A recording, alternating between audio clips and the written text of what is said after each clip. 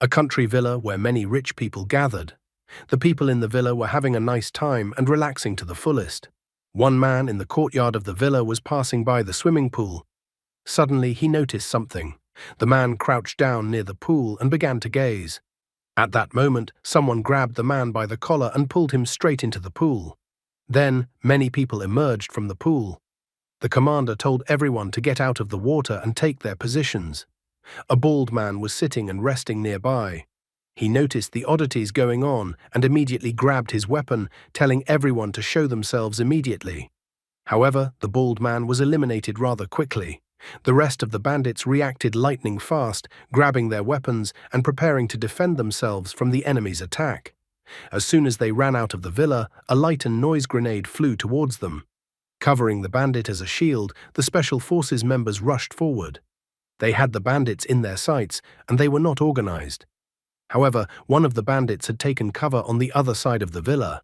He did not go into a frontal attack, but came from the rear and tried to attack the Special Forces. The man failed, as the Special Forces commander ran up to him and deftly knocked him out. He twisted the man's arm and then easily eliminated him. The perimeter was cleared, so he ordered the snipers to take up their positions. The man was the senior instructor of a special unit, Mu Ye.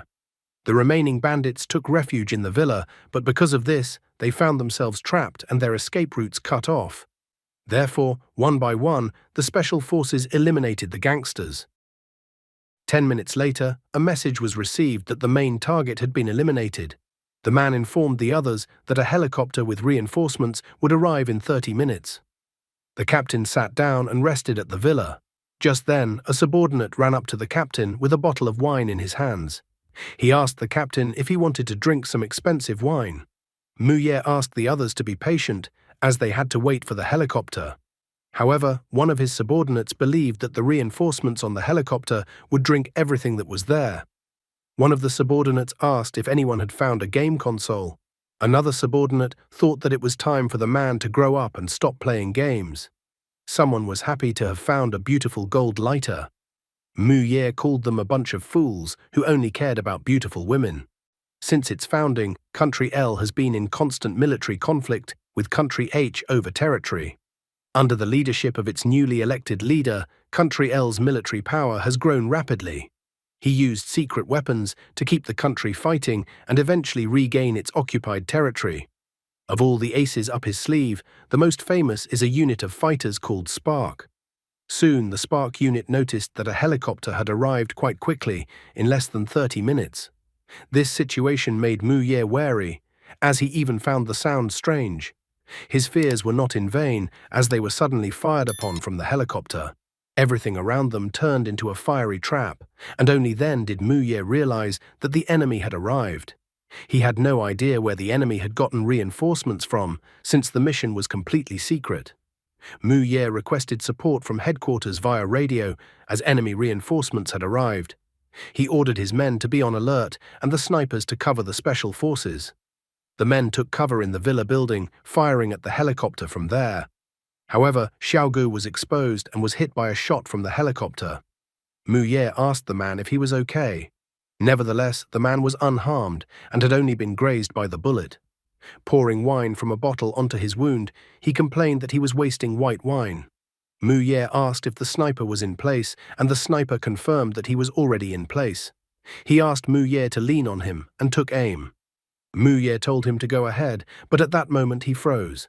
He started shooting again, but then suddenly began to think. He didn't understand how their mission could have been exposed. Soon the enemy surrounded them, and they found themselves trapped like rats in a mousetrap.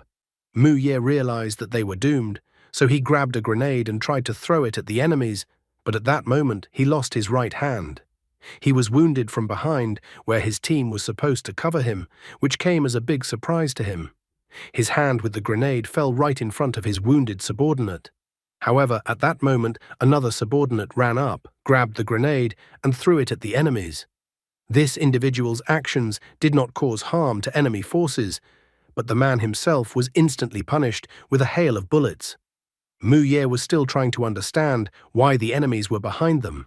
At that moment, a gun was pointed at his head.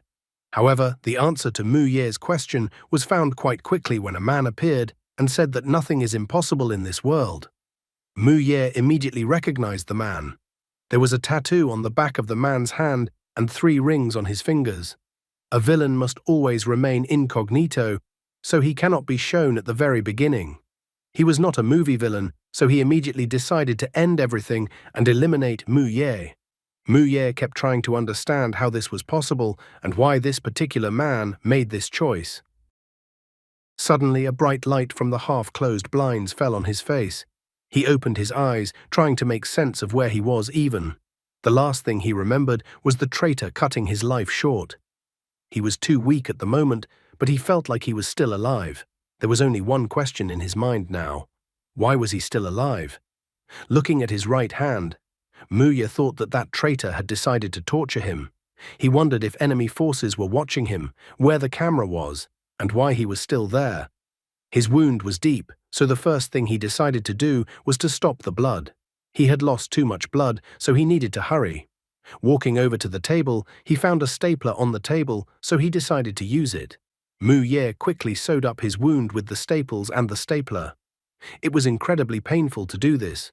However, the pain made him turn his attention to his hand, and he realized that this hand didn't belong to him at all. The voice didn't belong to him either. Just at that moment, he saw his reflection in the mirror. A little frightened, he slowly approached the mirror to get a better look at himself in the reflection. Looking at himself in the reflection of the mirror, Mu Ye had absolutely no idea who it was in front of him. The man couldn't understand what had happened and how something like this was possible. Suddenly, someone knocked on the door, which alarmed the guy. A woman knocked on the door of the room. She informed Xiaoxian that dinner was ready. She admitted that it wasn't easy for the guy, but she asked the guy to go out and have lunch with his family. Mu Ye couldn't understand which Xiaoxian was even talking about. The woman informed him that she had cooked his favorite dish. These words caused the guy's mind to trigger. Suddenly, a memory of trying to feed him a burger with a cockroach came into the guy's mind. Xiaoxian didn't understand why they were doing this to him, since he had done nothing wrong to anyone. However, the guy became indignant that no one could eat lunch because of Xiaoxian. People around gathered to watch the spectacle. The guy confessed that they would have finished eating long ago if it wasn't for Xiaoxian. He told Xiaoxian to hurry up as he was very hungry. Xiaoxian didn't want to eat any burger and started complaining that Qin Tian had locked him in the restroom. At that moment, another guy came up to him and kicked him in the stomach. He warned Xiaoxian not to do anything stupid. The guy reminded Xiaoxian that he had proof. Also, Xiaoxian is disturbing everyone's rest, and everyone can see it. The guy then demanded that Xiaoxian apologize. All the people around gathered to watch the spectacle of Xiaoxian eating a burger with a cockroach. Eventually, the poor guy was broken and pulled a roach burger into his mouth. The guards and the rest of the people watched this spectacle with anticipation, and Xiaoxian was incredibly humiliated and embarrassed. Mu Ye now understood why the guy had committed such a horrible act. After much bullying, the cockroach burger was the last straw that broke the teenager. He just wanted to end his suffering. However, the irony was that Mu Ye was reborn in Xiaoxian's body. He was reborn into a teenager from country A named Huang Xiaoxian. Mu Ye's past life froze in that horrible moment when a traitor appeared in front of him. Along with his teammates, he lost his trust and hope. At that moment, Mu Ye vowed to definitely take revenge and never forgive traitors. Fate ordered him to be reborn in the body of a weak teenager. He had no strength, money, and power, but his hometown had one saying, "In the middle of nowhere, you can find pastures with plenty of water and grass." He had memories and experiences from his past life, and that set him apart from ordinary people. He knew his enemy, and his enemy doesn't know him, so the advantage was on his side. Now his main goal was to gain authority and find an opportunity to gather information. He needed to be patient and wait for the right moment. His stomach growled loudly. The guy realized that it was difficult to conquer peaks on an empty stomach. First, he needed to adapt to his current situation and surroundings, and then deal with the problem. And now he needed to get to know his new family. Looking in the closet, the guy found a note. After reading the note and changing his clothes, the guy promised to fulfill Xiaoxian's wish so that he could rest in peace. In his farewell note, Xiaoxian asked his parents to believe that if he survived, he would become the strongest person. Mom was happy that Shaoxian had finally come out of his room. Dad noted that Mom had put a lot of effort into preparing lunch, so he asked his son to be sure to eat everything before the food got cold. The new Shaoxian did not argue and was going to eat everything. He looked closely at the man and woman who were Huang Shaoxian's parents. Mu Ye never had parents. Looking at the food, the guy was surprised that they ate this every day because this food smelled much better than in a cafe. However, using chopsticks was incredibly difficult for him. He couldn't understand how people in Asian countries could eat with chopsticks at all. As soon as he ate the first bite, he was incredibly delighted. Chinese cuisine was so rich and delicious to him. Mum tried to ask why the guy was acting this way.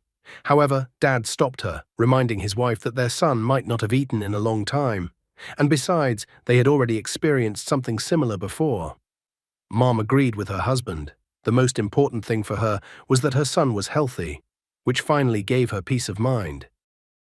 She often brought food to Shaoxian's door, asking him not to forget to eat so that he could study well.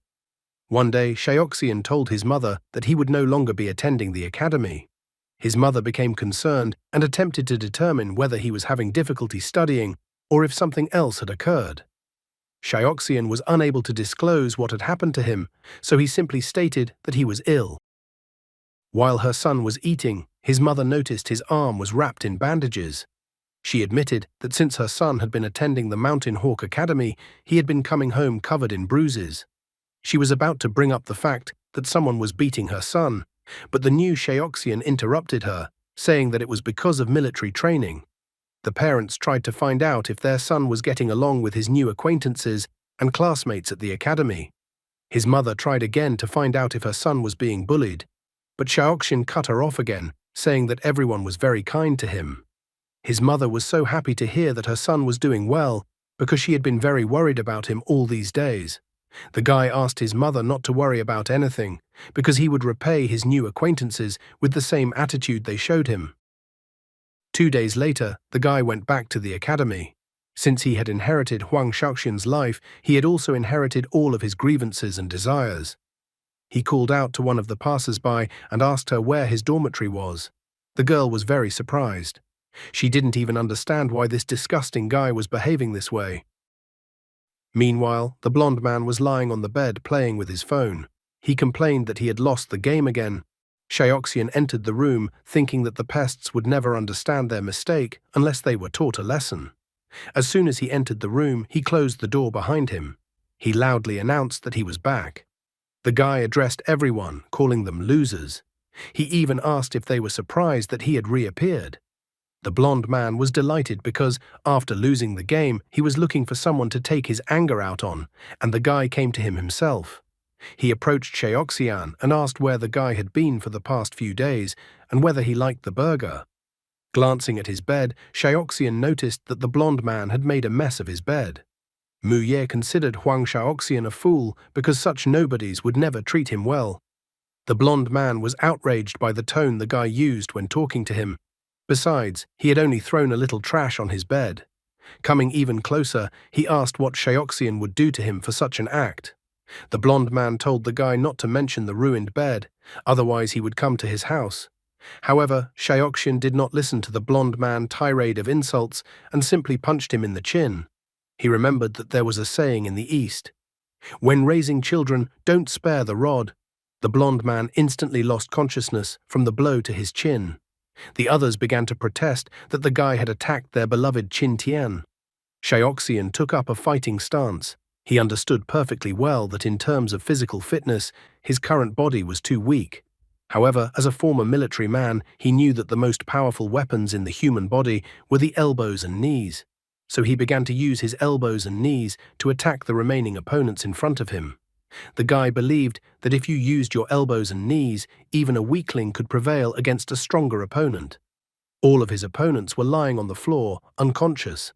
The guy ran his hand back through his hair and declared that from that day forward, none of Huang Shaoxian's offenders would escape retribution. Some time ago, a guy was running around the stadium. The instructor blew his whistle, signaling that everyone could line up. All the runners were incredibly exhausted. The instructor told Shaoxian to come to him. Slowly, the guy approached the instructor. However, at that moment, the instructor suddenly hit him so hard that the guy's legs buckled. He asked him sternly why he was lagging behind at the very end.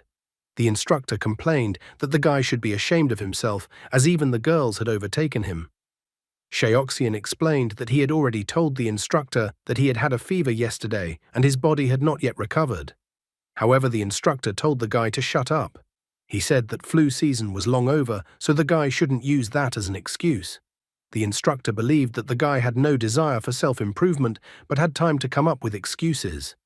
The guy wanted to say that he was telling the truth, but the instructor grabbed him by the hair and told him to stop making excuses. Suddenly, the instructor hit the guy again with his left hand with all his strength, while the others watched happily. He said that the guy's hair was too long and that he looked like a girl. The instructor believed that the guy's father had simply failed to teach him properly, without explaining what a real man should look like. He even started insulting the guy's father. Then the instructor said that special training for first-year students at the Mountain Hawk Academy was a tradition that had been upheld since the school was founded. He believed that this tradition should be taken seriously because it could affect the final grade at the end of the year. The instructor even announced to everyone that they could end up like the guy kneeling in front of him if they didn't try hard. Huang Shaoxian tried to understand why the others were always bullying him, why he had become a victim. Returning to reality, the new Shaoxian understood perfectly well that the guy had simply been used as an example. He believed that this was a common disciplinary practice among the military, but he disagreed, considering such a method cruel towards ordinary students. Shaoxian's memory began to return, but he still had some gaps. He felt as if all this had happened to him personally.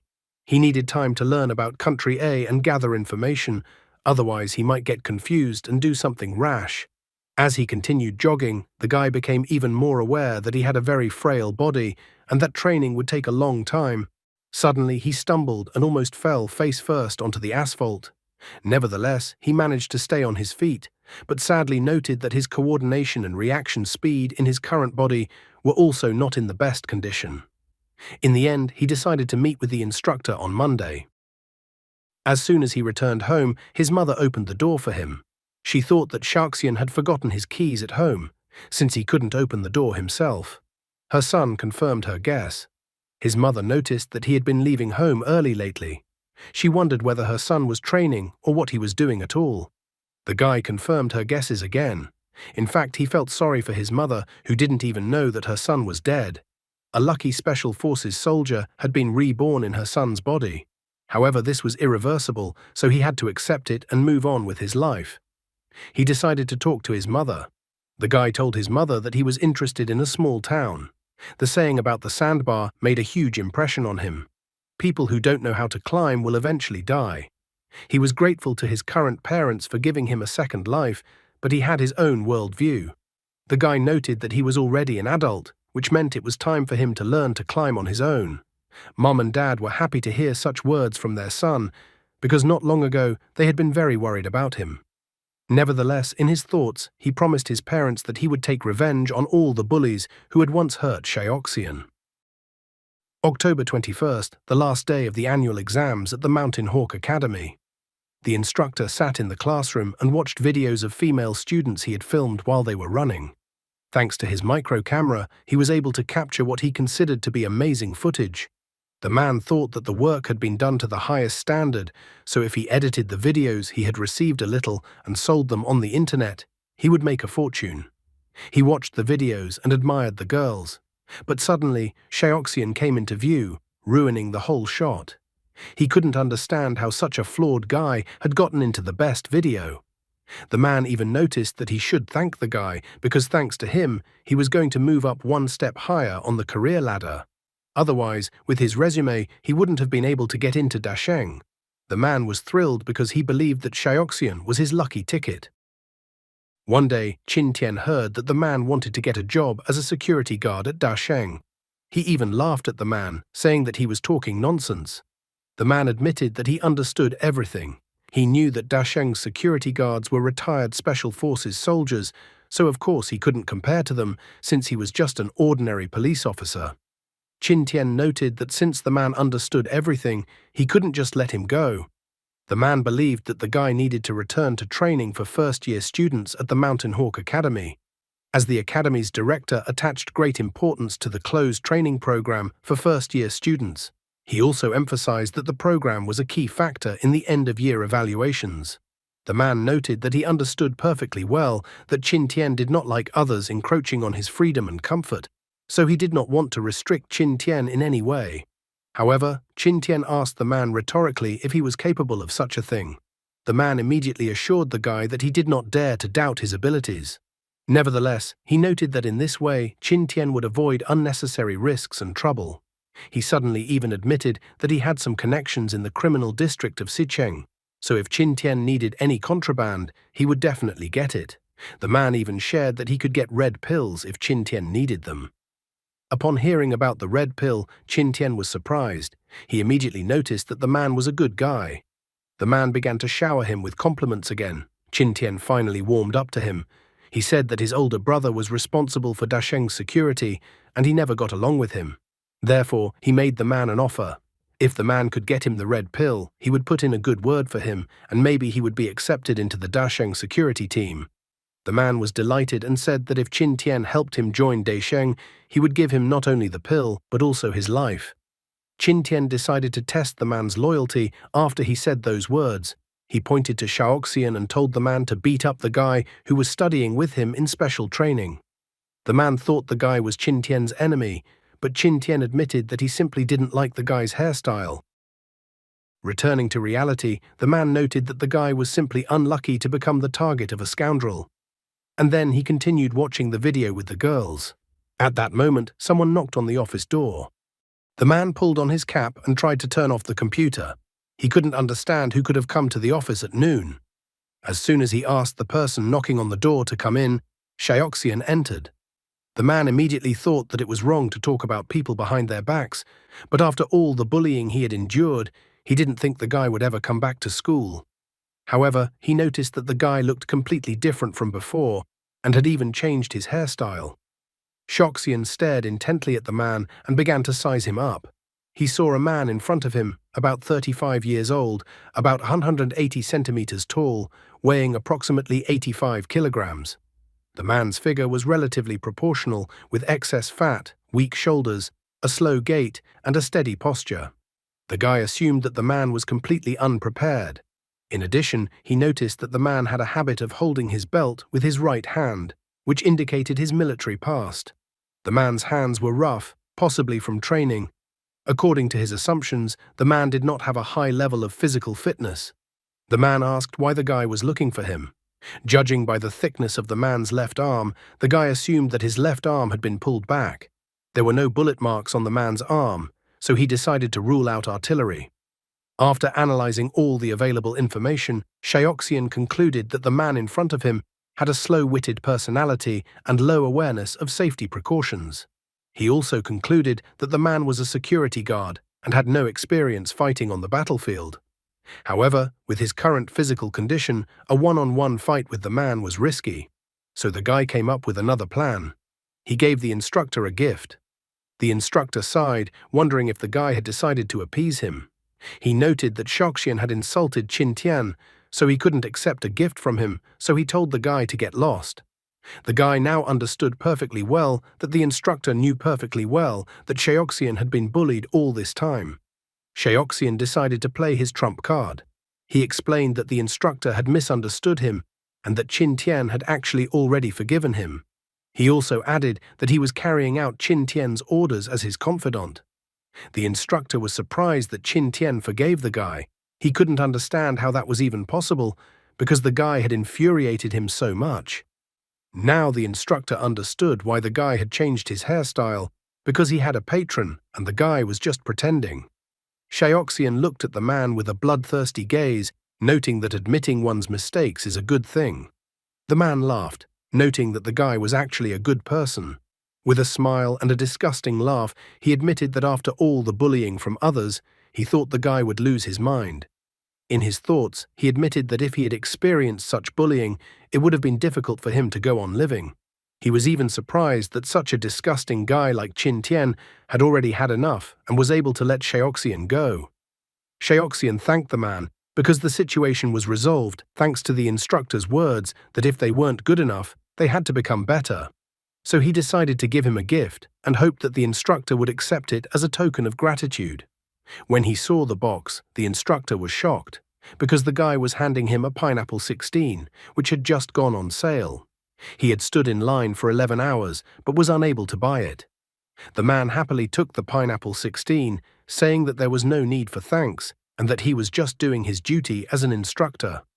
The guy paused and noted that he had been asked to ask the instructor one more question. The man relaxed completely and asked what question he would like to ask.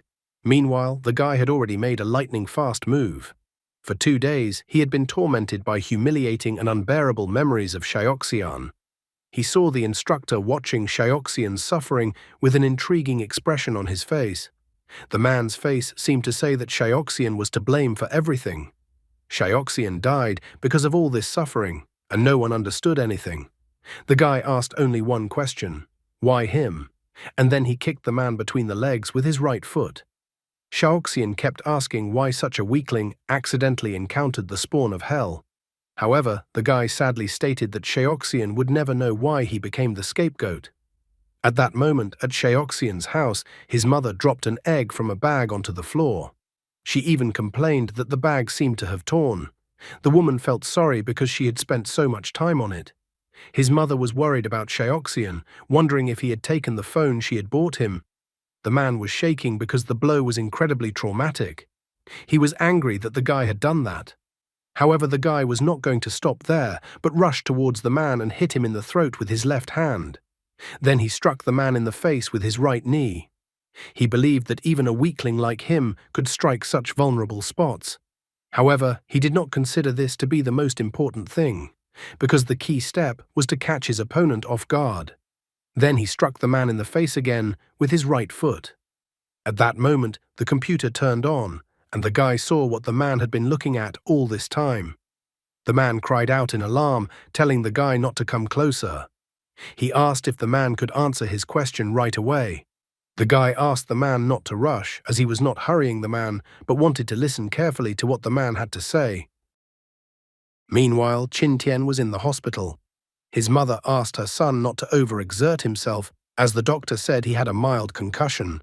However, the guy didn't seem to have been taught good manners by anyone, as he told his mother to shut up. Reading what was written about him, the guy was angry that all kinds of scum dared to say nasty things about him. After all, in the past, they wouldn't even dare to sneeze in his direction. His mother continued to ask her son to calm down, reminding him that the doctor had told him to stay in the hospital. She asked him not to be angry with her, as she was worried about him. But at that moment, he suddenly saw a published photo taken while he was unconscious. The guy immediately flew into a rage, threatening to find everyone who dared to say a single negative word against him. His mother was surprised to see her son like this and tried to calm him down. However, the guy was clearly not a model of politeness, as he told his mother to shut up immediately or he would shut her up himself. Tears welled up in his mother's eyes at such harsh words directed at her. The security guard standing outside the door of the room heard his mother even happily announce that she had ordered his favorite turtle soup for her son, so the son could eat it if he wanted. However, Qin Tian once again continued to yell at his mother, telling her to get out immediately. However, his mother still didn't leave the room in tears. At this moment, the girl asked her colleague if the second son of the Qin family had always been so spoiled and behaved so disgustingly. The man did not answer her question. The girl did not stop and wondered why he was silent. She even pointed out that the guy had been sent to the hospital on a case. The man told her not to talk too much and to do her job properly. The girl thought that the guy was acting too serious in such a situation. She stated that it was boring to just stand there like that, and he also didn't want to talk to her. The girl even grudgingly stated that she should have resigned. She would have done it a long time ago, because being a security guard is incredibly boring. Plus, she had to purposely spend a lot of time learning the language of country A just for this job. Suddenly, a man approached them. He admitted that he was even a little surprised, because the girl had adapted much better than he thought. The man remarked that it was not for nothing that the girl had been recruited for a position in the H country's intelligence agency. He then greeted the girl majestically, noting that this was their first meeting, and calling her name, Mona Trent. This man was Qin Sheng, the heir of the Qin family, the CEO of Dasheng Company. The girl's face turned red at this moment as Mr. Qin recognized her. With a smile, he reminded the girl that he was currently in charge of the company's security, so he remembered the information of all the employees. Mona Trent was in awe of the man, thinking he was handsome. Just at that moment, the door of the room opened and a surprised woman appeared from there. The mother was happy that her oldest son had come in, but was a little upset that she hadn't heard him come in or seen any notifications. Qin Sheng only smiled after hearing her words. He noted that he had just arrived by airplane and immediately went to the hospital. The older son politely asked his mother not to get upset, noting that his brother was too impulsive a guy and that he would talk to him himself. Mother agreed with his choice because the younger son, no matter how hard it was for him, still listened to his older brother. And then the frustrated woman left them along with her security guards. As Qin Sheng walked into the room, the girl stared after him, openly admiring the man. The second security guard thought that the girl's behavior was too unprofessional. Leaving with her head proudly raised, the woman demanded her security guards to immediately notify the second young mistress that Qin Sheng had returned. The security guards obediently began to carry out her order. Entering the room, Qin Sheng imperiously told his brother that it was not such a big problem. Qin Tian was no longer so vindictive and did not dare to insult his brother as well as his mother, but sat silently with the look of a beaten dog. Standing up near the wall, Qin Sheng asked not to be blamed for engaging in moralizing his brother. He politely reminded his brother that his brother should treat his elders with respect. After all, it wasn't easy for his mother to raise him. He then firmly announced that he would speak meekly and to the point, as there were only 10 minutes for their conversation because he had a business meeting to attend. Sitting down on the sofa and taking off his glasses, Qin Sheng imperiously pointed out that before he left, his brother claimed that he would be running the 26th district for 2 years. However, a month later, his brother ends up in the hospital. Qin Sheng became curious to know what caused his brother to be hospitalized. He even pointed out that Qin Tian had another 9 minutes and 30 seconds to go.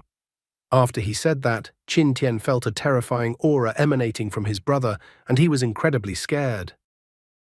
Meanwhile, outside the door of the room, Mona Trent was surprised that ever since Qin Sheng entered the room, then Mr. Cranky Child had gone quiet. It even struck her that maybe something had happened that she was starting to get a little worried about. The second security guard didn't respond to her questions in any way. Suddenly, she wondered if Mr. Qin Sheng would like her. She even wondered if he liked sweet or spicy, since she liked spicy. The second security guard pointed out to her again that Qin Sheng was her employer, so he asked the girl to stop fantasizing about silly things and better not to flirt with Qin Sheng until she knew his true nature. The girl, on the other hand, confessed that she actually knew Mr. Qin Sheng very well. She knew that at 17, he had become the lightweight Sanshu champion in Country A, and at 18, he had been listed as a participant in the Youth World Games, and at 21, he had won the Mixed Martial Arts Super League lightweight gold belt. According to her information, over the next 2 years, he participated in 57 different mixed martial arts bouts in the middleweight division. He did not suffer a single defeat and became a new star in the fighting arena, becoming known for each. However, at the age of 23, due to the extra attention, he announced that he was retiring and disappeared. She was not aware of what Qin Sheng had been doing for 6 years, and when he reappeared, he was already attending the Dasheng Company's award conference as the 4th largest shareholder. The public at that moment thought that the reason for his return was to inherit the family business. However, it was aware of something that few people knew. Almost no one knew that a year earlier, Qin Sheng had started to rule the murky 26th district. He had become the underground king of the 26th district. Suddenly, a voice behind her said that she seemed to have heard of him. Qin Sheng smiled, reminding the girl that they were former intelligence officers and should protect their employer's privacy. The second security guard immediately thought that Qin Sheng did not leave on his own, but that he was forced to leave. Mona Trent was so surprised by Qin Sheng's sudden appearance in front of her that she thought it was as if he was a cat, since she didn't even hear a sound. However, Qin Sheng decided to politely ask her for a favor. He needed her to study one person. The girl was happy to have some fun in her life, so she gladly agreed to her employer's request. Qin Sheng informed her that he would send her detailed information by message and then informed her that he had to go. The girl wished him a happy journey, much to the displeasure of the second security guard, whom she was setting up to be reprimanded or fired by her behavior. Qin Tian, who heard their conversation, immediately grabbed his phone and called his henchmen. He told them to immediately find Huang Shaoxian and make sure that Huang Shaoxian couldn't even get out of bed anymore. Huang Shaoxian at the same time finally finished copying the information on the flash drive from the instructor's work computer. He was trying to remember how long it had been since he last met a man who had all the evidence on him stored in one place. The guy even thought that the man was definitely an idiot. He calculated that such dirt taken from the instructor's computer would be enough to get several years behind bars for the instructor. The guy even thought that if he turned the instructor into the police, it would be seen as revenge for Shaoxian. He was suddenly surprised when the instructor's cell phone rang. The man was shocked and incredibly frightened. Looking at the guy, he thought that the man in front of him was definitely not a human, but a demon. Shaoxian approached the inspector and calmly said that since it was already evening, he should go home to have dinner, because Oriental food is delicious only when it is hot. In his heart, the man was shocked that the guy had been tormenting him all this time with an expressionless look. It was as if the guy was looking at an animal, not a human being, and had no emotion at all. Shaoxian reminded the man that as an instructor, the man was not doing his job. He could have killed the instructor, but Joe's kitchen won't let him do that, so he decided that he would hand the instructor over to the law and let the police sort through the evidence and try the instructor. The man's face clearly expressed consternation. The guy even wondered slightly if the man was scared or regretful. However, he recalled that the man should have thought of this earlier when he condoned the bullying of one of the students. A cold sweat appeared on the man's face when the guy stated that he forgot to settle some more matters. So he quickly addressed a question he had wanted to ask the man for a long time, especially after the dirt that was on the man's computer. He left the room after that, looking at his tie while complaining about getting dirty. Walking down the street and looking at his phone, he decided he needed to find a place to clean himself up before he went home for dinner. He liked Oriental food so much that he started looking at pictures of the food. Some of the food looked appealing in the photos, but he didn't like spicy food. At this point, he even wondered if his preferences had changed after his rebirth. Therefore, he thought about asking his mother to cook something from Zhou cuisine. At this moment, Qin Tian's minions found him, informing Qin Tian about it. Qin Tian told the guy to take his time and gather the guys behind the academy for now. After all, he wanted to finish the guy himself. However, upon entering their blind spot, Huang Shaoxian abruptly turned around to look in their direction. He had already discovered he was being followed by taking a photo on his phone of a guy who shared a room with him and who he had previously given a good punch to. After a while, it was already dark in the city. Huang Shaoxian walked calmly into the alley, pretending not to notice the group of guys following him. However, quite quickly, the guys surrounded him. Staring at the leader of the group of guys, Shaoxian decided to psychologically crush his opponents. He said that he was surprised that they came back so soon, reminding them that he must not have beaten them up badly enough last time. The guy even directly asked if Liu Lian had forgotten what happened in their last encounter. Liu Lian thought he was a tough guy, so he told Shaoxian not to show off because Shaoxian had attacked him sneakily last time. He was about to say that if it wasn't for his sneak attack, he would have easily dealt with him, but Shaoxian told him to keep his expression down. Shaoxian then pointed Liu Lian to his neck. Liu Lian abruptly remembered what happened to him last time. He became enraged, declaring that this time the guy would definitely be a dead man. Huang Shaoxian even chuckled, calling the guy by his name again. Liu Lian is consonant with the word train, as if he lacks training and is weak. This kind of ridicule made Liu Lian incredibly furious.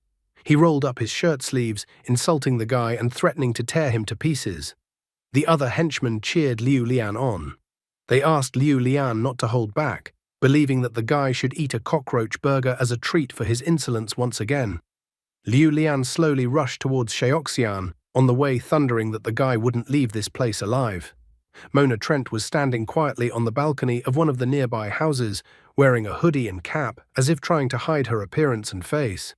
She had a perfect view of Huang Shaoxian's confrontation against Qin Tian's henchmen. However, considering Qin Sheng's previous request, she had to call him. What would Mona Trent do at Qin Sheng's behest? And will she just stand by and watch the guy's legs get broken, or will she do something about it? Mona Trent was telling her boss that the person the boss had asked her to follow was in a bit of trouble. She wondered to the boss if she should intervene in the situation. Qin Sheng inquired what exactly had happened. The girl explained that Qin Tian's friends had surrounded the guy. She remembered them since she had seen them before. Qin Sheng was more interested in whether she had thoroughly checked the guy's background. And after confirming the check from her, he decided that she should just observe him. Qin Sheng was even a little annoyed that the younger brother was giving him trouble because of his temper. After that, he ended the conversation and went back to talking to Mr. Jiang. He politely asked Jiang to continue the conversation, reminding him that Jiang wanted to talk to him about something important.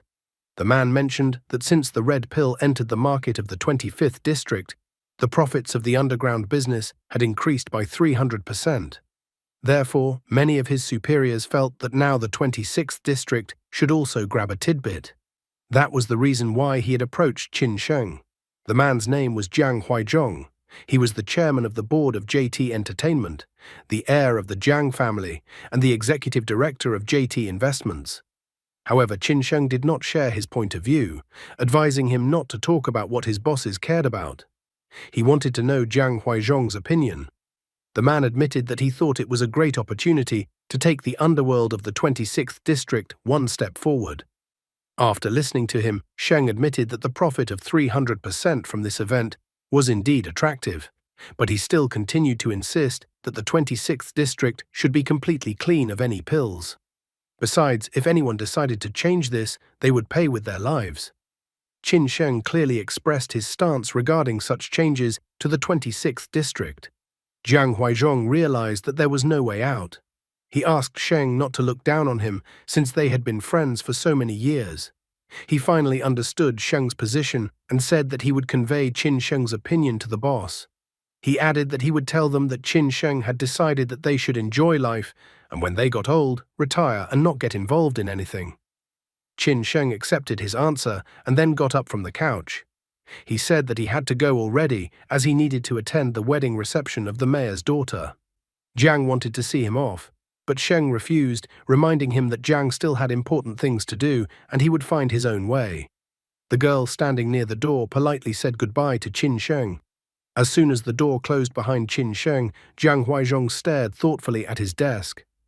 In the same instant, his face creased with anger.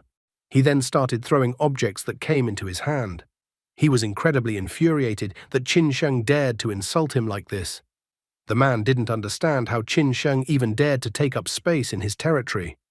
Jiang thought that the guy was just a retired boxer, so was obligated to respect him. After all, he was the one who should actually become the underground king, not Qin Sheng. Jiang promised that sooner or later he would tear Qin Sheng to pieces. In a fit of anger, he even threw a chair towards the door, and the chair hit the door next to the girl. Not paying attention to the frightened girl at all, he told her to get out of his office as he was in a bad mood right now. Meanwhile, the hooligans who supported Liu Lian continued to push him to beat up Huang Shaoxian. The guy only smiled as that was exactly what he wanted to do. He remembered that martial arts said that to attack the heart was to attack the mind. Therefore, the best way to defeat a person was to piss them off. Liu Lian was Qin Tian's #1 henchman. He often bullied Shaoxian, so it could be said that he was Shaoxian's direct offender.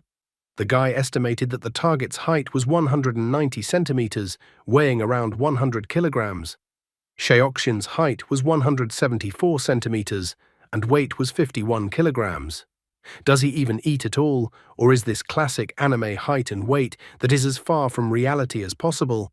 The guy realized that Liu Lian was twice as big as him, so in reality, if he was a normal person, it wouldn't give him a single chance of winning this confrontation. Based on his observations, Liu Lian lacked boxing posture and did not have the usual pace of boxers. So he concluded that the guy in front of him did not have any fighting skills. Paying attention to his wrists, he noticed that they were swollen. He could also smell the faint odor of alcohol that came from Liu Lian. The guy was well aware that at this moment Liu Lian had poor self-control, was quick to get irritated and extremely emotional, and did not have any resilient mental qualities at all.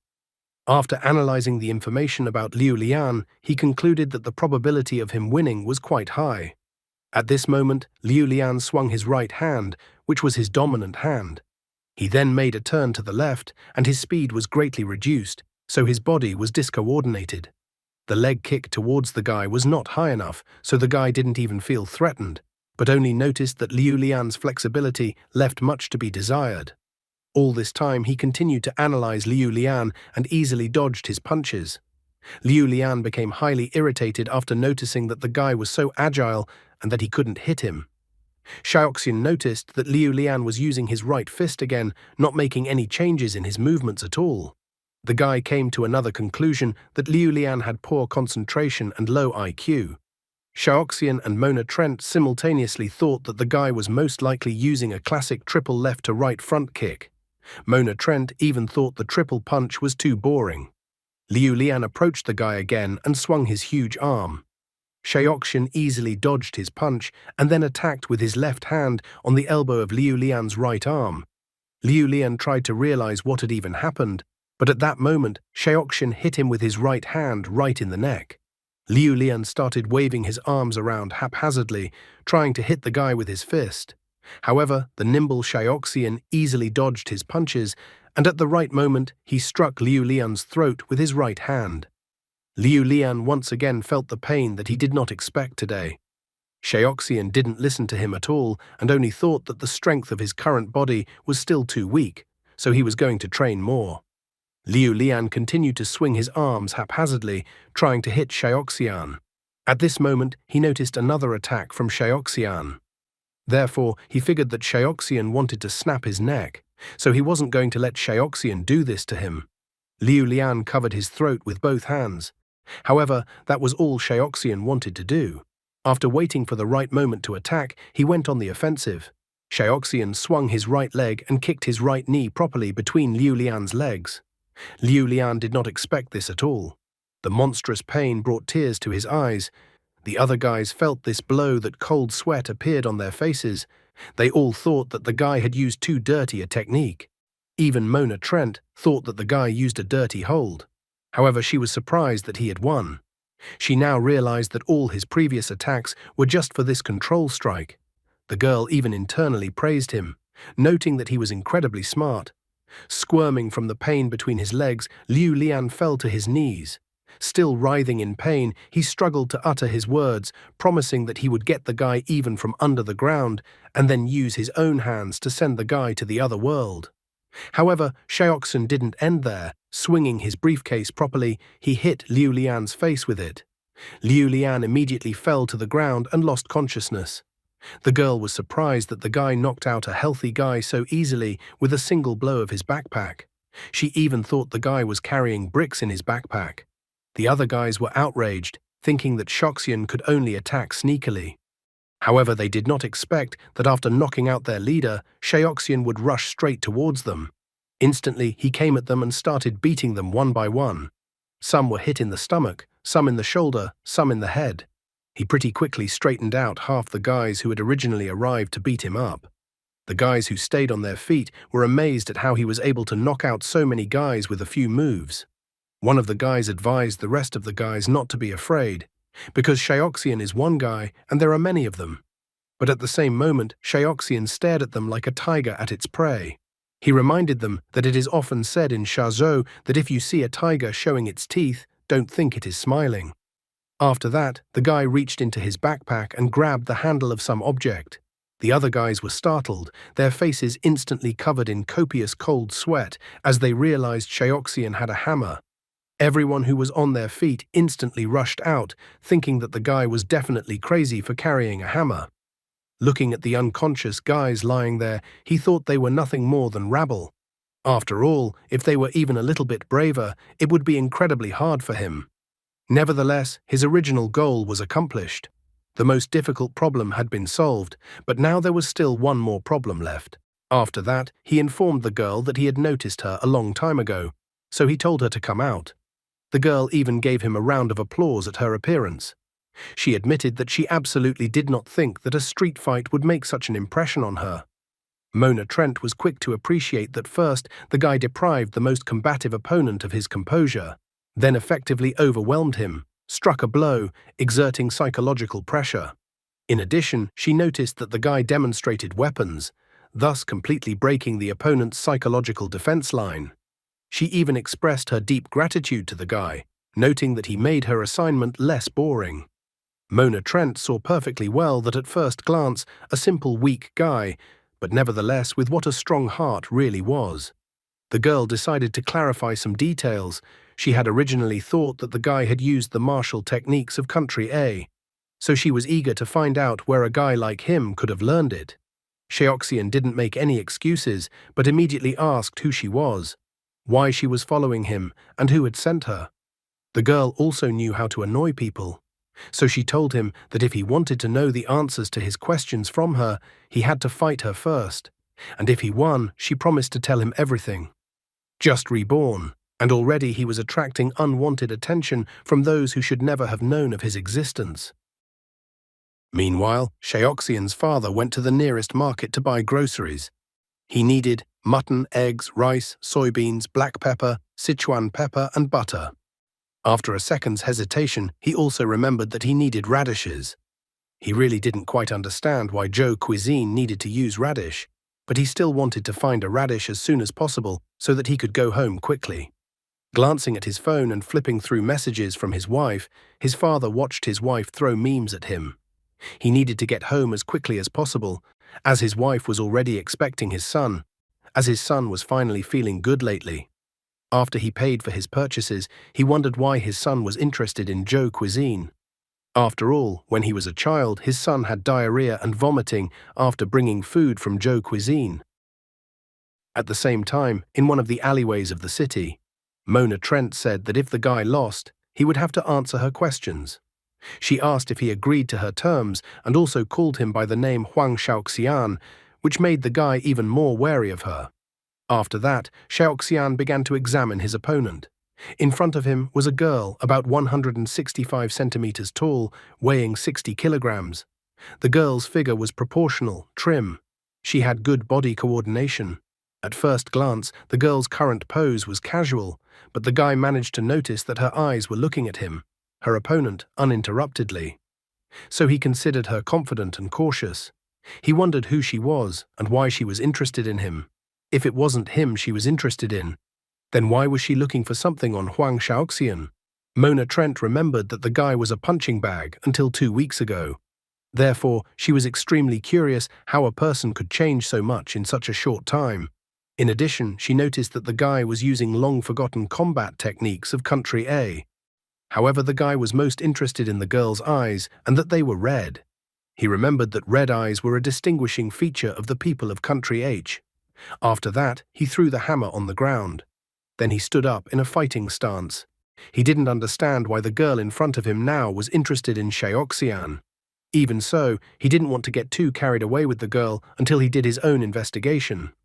Mona Trent was a bit surprised when the guy got into a fighting stance, because she expected that the guy was planning to use ancient skills to strike. Therefore, she even asked for the guy to demonstrate his skills, as she was eager to learn them. After saying that, the girl went on the offense and attacked the guy with her right hand. Sheoxian thought her movements seemed too fast, but instantly realized that he was the one who was just that slow right now. Sheoxian focused all his attention on the girl. As soon as her fist touched his, he noticed that the girl was incredibly strong. Mona Trent also noticed that the guy had a damn good reaction time, but she couldn't understand how the guy had gone from a punching bag to his current level in such a short time. The girl wasn't going to stop there, however, and ducked down and struck the guy with her left fist. Getting into a defensive stance, the guy made attempts to defend himself from her blows.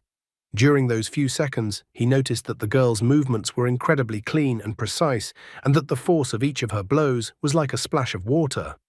The girl was assessing the guy as well, noting to herself that the guy was very calm and held his defenses under her continuous attacks. She wondered if they would continue on like this. She also wondered if the guy would continue to stand in a defensive stance. The girl couldn't wait to see all the skills the guy had mastered. so she only intensified the attack with a hail of blows from her fists. As an experienced Special Forces officer, he appreciated that the girl had excellent speed, strength, and skill, so he realized that she had definitely undergone professional training. Because of her eyes and skill, the guy thought that maybe she was a retired H-country soldier.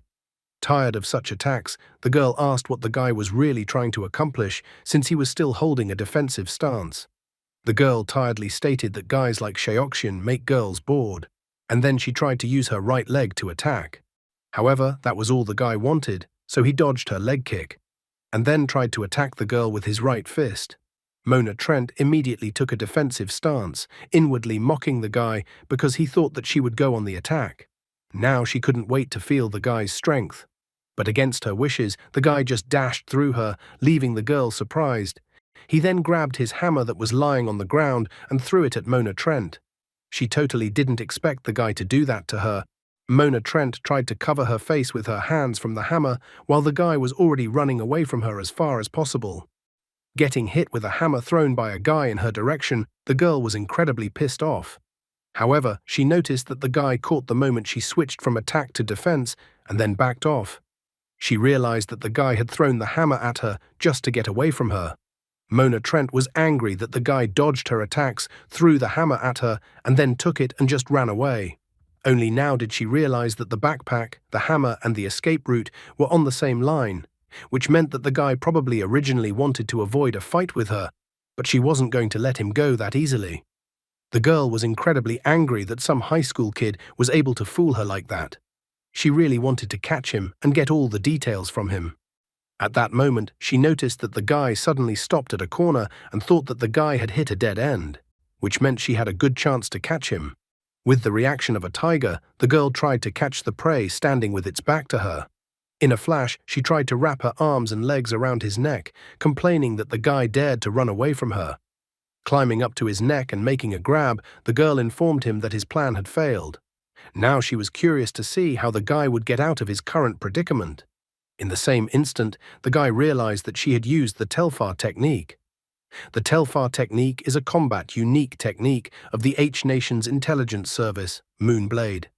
The technique is used so that the opponent sits on his target's shoulders and, using his arms, chest, and hips, applies all-around pressure to the target's neck. The Telfar technique requires an extremely high level of the opponent's coordination, inner strength, stamina, physique, and physical attributes, so it was a very difficult combat technique to control. No one but agents of the H country's intelligence unit could use it because a person's neck would break in a second. The Telfar technique is a brutal and forbidden technique that is mainly used in contract killings. It is almost impossible to get free from it. Therefore, the guy assumed that the girl was most likely from Moonblade, but he didn't know why she was following an ordinary student named Huang Shaoxian. In addition, he realized that the situation was out of control. The guy told her to get off his neck immediately, but the girl was having fun, so she wondered if the guy would admit defeat already. She even stated that she had just started abusing him yet. However, earlier, the guy didn't just stop for nothing. Suddenly, the man asked the guy who it was with him. With sadness in his heart, the guy noted that neither bullying, nor mercenaries, nor anything else, none of this would have made him feel as depressed as he did now. As it turned out, the surprised man who was wondering who the girl next to the guy was turned out to be his father. Mona Trent was studying the guy's file, so she instantly recognized that the guy's father was in front of her. Sheoxian calmly informed the father that she was his classmate, and then he asked the girl to let him go so that he could resolve the awkward situation. Mona Trent only smiled, sensing the opportunity. She got off the guy's neck and grabbed his hand, saying a polite hello to his father. She informed him that her name was Mona and that she was the guy's girlfriend. The father was incredibly surprised, so completely unaware of her existence. The guy's face was covered with cold sweat, as he too had not expected the girl to play such a card. 80 years ago, the first head of Country H, with the assistance of Country A, forcibly occupied 80,000 square kilometers of territory in the eastern part of Country L, and after that, he founded a state there. They believed that they lived on divine land, and that their territory had been founded from time immemorial, due to the writings in the sacred texts of the Moonflower cult. For decades, Country H had invaded the territory of Country L and persecuted its people. Her territory had also expanded from 80,000 square kilometers to 250,000 square kilometers. Even though the enemy was small, the people of the country did not stop resisting. The army called the Righteous Army was born from the flames of war. They gave their lives to protect the dignity of the motherland. One day, they even managed to defeat the alliance of countries H and A. Among them, the Spark Special Unit, which was known as the #1 Secret Service organization in the world, and which fought against the Moonblade of Country H, performed particularly well. As a result, they managed to behead the Prime Minister of Country H. Currently, countries H and L are in a stalemate, just like Spark and Moonblade. At this moment, the former Moonblade agent and the former Spark senior instructor were sitting and eating at Huang Shaoxian's house. Suddenly, the husband and wife looked at each other and communicated with just a glance, instantly understanding each other. Father was the first to address Mona, causing her to look away from the food. The father apologized to Mona as they did not prepare properly, as they did not know that she was coming to them. He also admitted that they didn't know what kind of food she preferred, so he wondered if today's food was good for her to eat. The mother also informed Mona with a smile, just like the father, that this was the first time she had cooked something from Zhou cuisine, and she didn't think their son's girlfriend would join their dinner.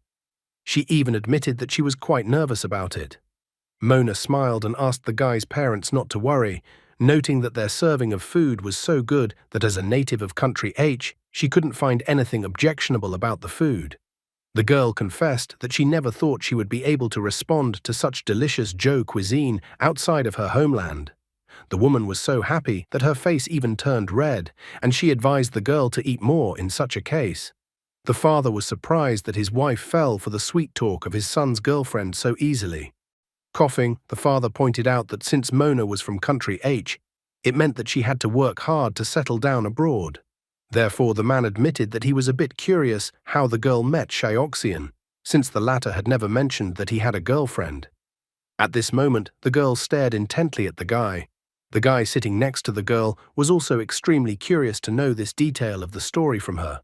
He was well aware that no one knew that he had been reborn, so he was extremely curious to know why the organization was interested in Huang Shaoxian. In the end, she informed him that looking back, she thought that their meeting was fate. After that, the words just flowed out of the girl's mouth. She said that it was summer vacation in her senior year of high school and that she had accidentally walked into a gallery. In the gallery, one painting caught her attention. It was the scenery of Country A. At that moment, she decided to move to A country to see these landscapes with her own eyes. Later, when she had already begun her studies in this country, she visited the art museum on campus, and again came across the same painting she had seen earlier. She immediately recognized the painting, but when she realized that the original was in front of her, she was shocked. For the author of the painting was a student of Mountain Hawk Academy. After reading the information about the painting, she learned that the guy's name was Huang Shaoxian. Mother instantly recalled that Shaoxian had drawn this picture in the 2nd grade of middle school. The father even confessed that only because of this painting, the guy was accepted into Mountain Hawk Academy. The brilliant actress's face even turned slightly red when she stated that she couldn't believe that the author of that painting was a guy her age. The girl even confidently stated that the guy is a real talent since childhood. After analyzing what he had just heard from the girl, the guy even began to speculate that maybe they had somehow found out that he had been reborn after all. But he immediately discarded this theory because in this case they would eliminate him immediately, because he was at the top of their list of people to eliminate. Mona went on to say that when she left the museum, she immediately found the class Shaoxian was in, and when she met him, she expressed her admiration for him, and that's how they became friends. However, the guy noticed that the girl was holding a cell phone with some information about Huang Shaoxian. Therefore, he assumed that there was a good chance that their target was not him, but Huang Shaoxian, but now he was even more curious as to why the organization could basically be interested in a guy like Huang Shaoxian. In addition, based on the girl's behavior, it could be deduced that her goal was not to kill him. Looking at the information about herself on her phone, the guy found that Huang Shaoxian's information was quite rudimentary. By this point, Mona had finished her story, noting that shortly after they met and became friends, they decided to start dating. His mother was so happy to hear such a sweetly false one from the girl who pretended to be her son's girlfriend. She admitted that she was always worried that Shaoxin might not like girls. Mona tried to convince her that all the fears of the guy's mother were unfounded. She said that he was a very good guy and that there was no other guy like him who was as talented and gentle as he was nowadays.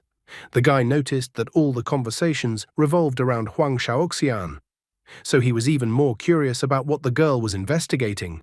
He even thought for a moment that Huang Shaoxian had some secret identity that he couldn't recall from the guy's memory yet. At this moment, his mother couldn't stand it and confessed that they used to worry for a long time because of the guy's mild temperament. And she also confessed that lately her son had been coming home with injuries all the time. But he explained it to his parents with military training. So still concerned, mother asked the girl if she could tell her if someone was bullying her son at the academy. Mona was surprised to hear such words from the woman. She could understand why the guy might have been faking it at the academy, but she didn't understand why the guy's family didn't know about the guy's abilities. Shaoxian was now a little panicked that the girl was about to tell his family everything he would have liked to keep quiet about. Still surprised, the girl said in an incomprehensible tone that the guy was actually very strong. She wanted to talk about how the guy had recently beaten up some guys. However, at this point, instead of saying that he beat up the guys, she reported that the guy made some guys feel good about themselves. She changed the ending of her sentence as she felt a murderous aura emanating from the guy towards her. Shoving his forkful of food into his mouth, he was relieved that just a little more, and the girl would have told everything about him. But he was even relieved that the girl had a rather keen perception of the murderous aura. His mother didn't quite understand what the girl meant. Then, a little perplexed, Mona added that the guy had won the guys over with his gentleness, and that they were now friends. After that, she stared at the guy intently, not understanding how an academy student could have such a strong murderous aura. In the end, she thought that she was just imagining it. After all, she had only seen such a strong aura once in her life, and there was no way an ordinary student could have such a murderous aura. Cutting the meat on his plate, the guy concluded that the girl's purpose was to investigate Huang Shaoxian. But he felt that it couldn't be ruled out that she might be interested in him personally. Since moonblades were too unpredictable, the guy did not discount this option. Therefore, the first thing he wanted to do was to check the information about the girl. The woman grabbed the girl's hands and asked the girl that she should not deceive her. His mother asked again if it was true that Shaoxian had actually made friends at the academy. These topics only gave the guy a headache. He wanted to end this topic as soon as possible. He even admitted that he seemed to have lost his nerve to be caught so easily. Under pressure from his mother, the girl finally confirmed that the guy had many friends in the academy. The mother was so happy to hear that her son had friends at the academy, because for the past few weeks she had been very worried, thinking that someone at the academy was actually bullying her son. The woman wondered who her son's best friend was, and what kind of person he was. Mona tried to reassure her by pointing out that the guy's best friend's name is Qin Tian, and that he is very educated. The woman even asked that her son's best friend be invited to their house for dinner next time. She couldn't wait to meet him, that she even promised to cook many special dishes that they had never tasted.